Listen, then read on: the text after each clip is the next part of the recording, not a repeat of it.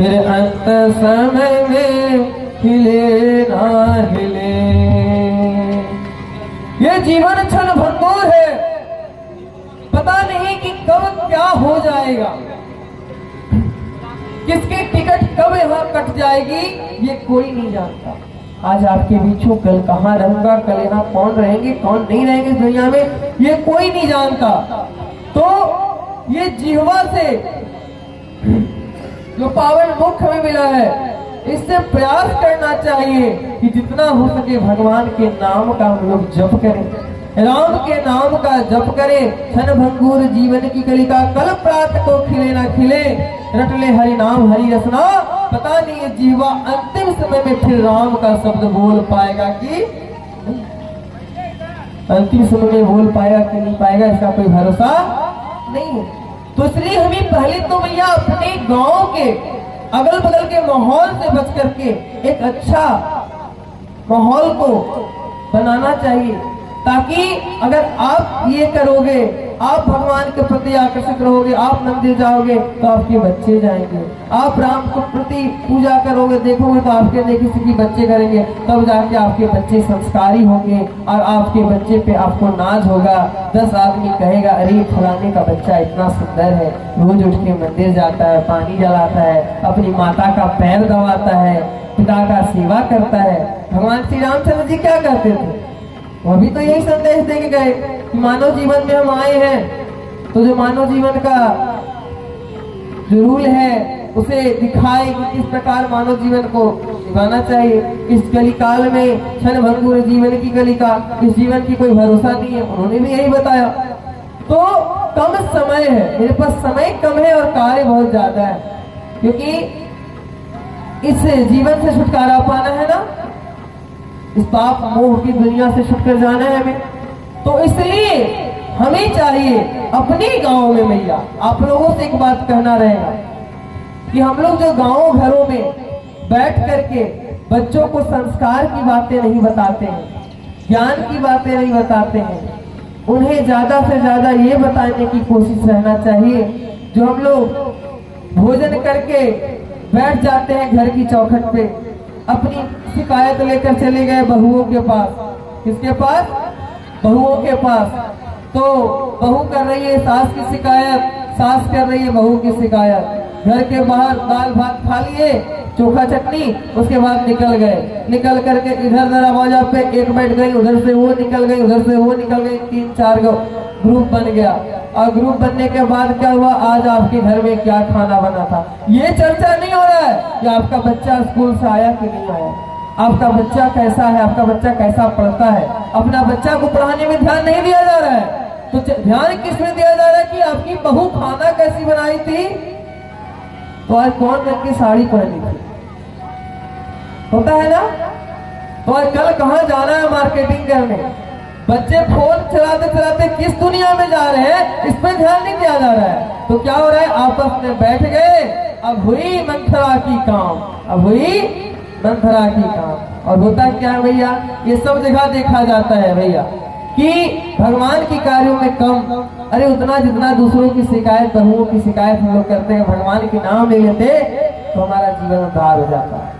उसी पे एक छोटा सा आपको भजन बताते हैं, आइए मीठू में तालियों साथ हम लोग गाएंगे और सभी गाएंगे। और देखो मेरी इस भजन से कोई बुरा मत मानना, मैं पहले ही बोल देता, क्योंकि भैया ये जीवन की सत्यता है। क्या है, सत्यता है, सबको यही है।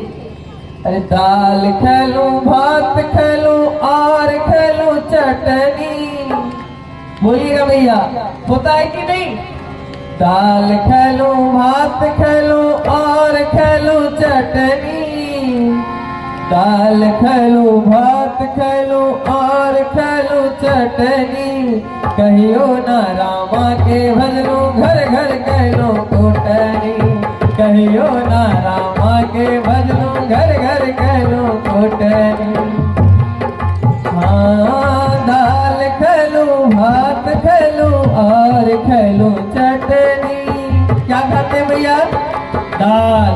अरे दाल में छोका लगा है कि नहीं, मिर्ची थोड़ा पड़ा है कि नहीं वो देखते हैं, और चावल गीला तो नहीं बना है, चटनी होता तो थोड़ा और मजा हो जाता है। ये जीवा बोलता है थोड़ा तीखा, थोड़ा तीखा।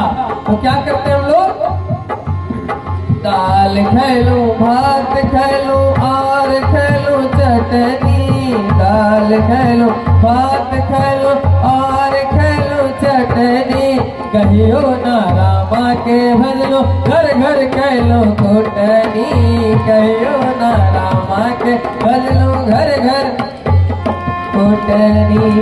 कभी हम लोग राम को नहीं भजते हैं, कभी अपने बच्चों की पढ़ाई पर ध्यान नहीं दे रहे हैं कि मेरे बच्चे पढ़ रहे हैं कि नहीं पढ़ रहे हैं। तो आज खाना कैसा बना, तो फल्ला की बहू क्या की, फल्ला की सास कैसी है, तो फल्ला का बेटा कैसा है, फल्ला आगे कैसे बढ़ रहा है उस पर हम लोग ध्यान दे रहे हैं। हम कैसे आगे बढ़े इस पर किसी का ध्यान नहीं है, फल्ला का देख कर चल रहे हैं। और यही हो जाता है कि हम लोग खाना खाते हैं तो भगवान का नाम लेना छोड़ के, भगवान आपने मुझे अन्न दिया खाने के लिए, इतना स्वादिष्ट भोजन दिया आज खाने के लिए, आपको नए दिल से कोटि कोटि नमन, उनका नमन ना करके हम लोग चले जाते हैं कूटनी करने के लिए और एक दूसरे के घर में लड़ाई लगा देते हैं। कैसे, दाल खेलो, भात खेलो और खेलो चटनी, दाल खेलो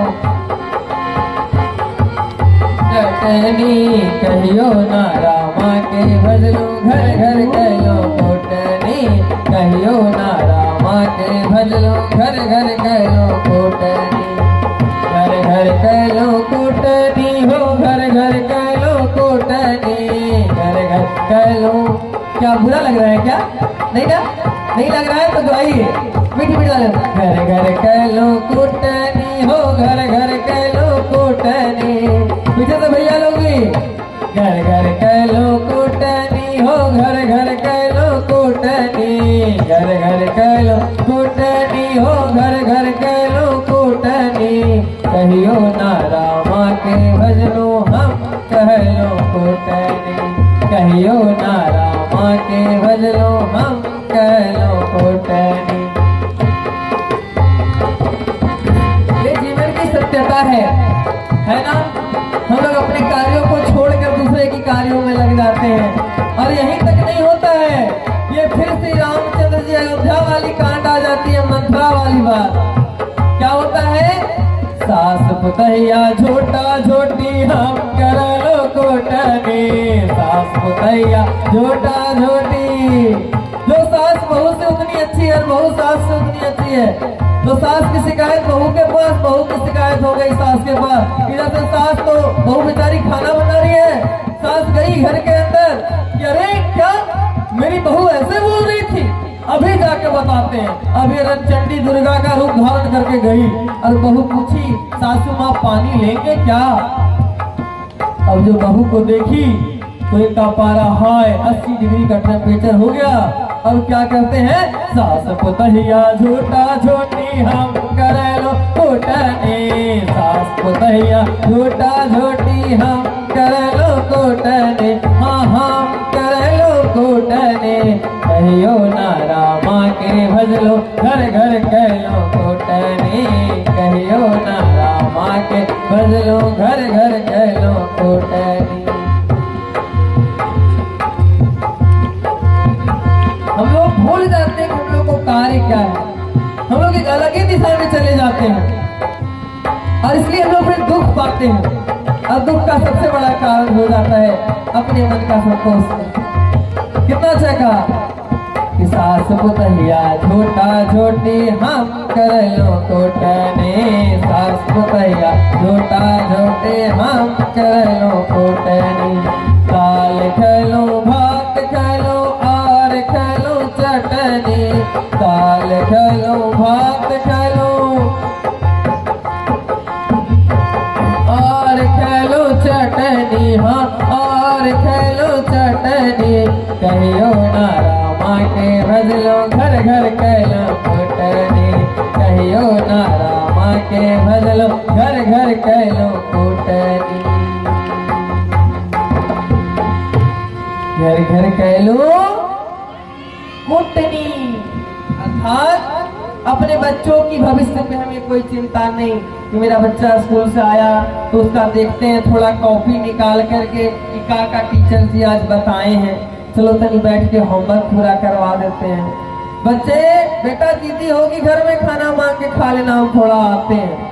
अब आते हैं मतलब इसे कितना बड़का काम कर रहे हैं हम कि अभी अब जा नहीं सकते हैं, अब हो गया उसी में, और हम अपने बच्चे पे ध्यान नहीं दे पा रहे। तो हमारा यही संदेश है मैया इस कथा के माध्यम से, आज की इस रामायण कथा से यही संदेश देना चाहते हैं कि हम लोग दूसरे के कार्यों को छोड़कर अपने अपने घर के कार्यों पे ध्यान दें, अपने अपने जीवन पे ध्यान दें, अपने बच्चों पे ध्यान दें, और अपने बच्चों में संस्कार कैसे आए, मेरे बच्चे आगे कैसे बढ़े, मेरा घर कैसे सुखी हो, मेरा घर अयोध्या कैसे हो, हमारा समाज कैसे अयोध्या बने, ऐसा हमें ध्यान देना चाहिए, है ना।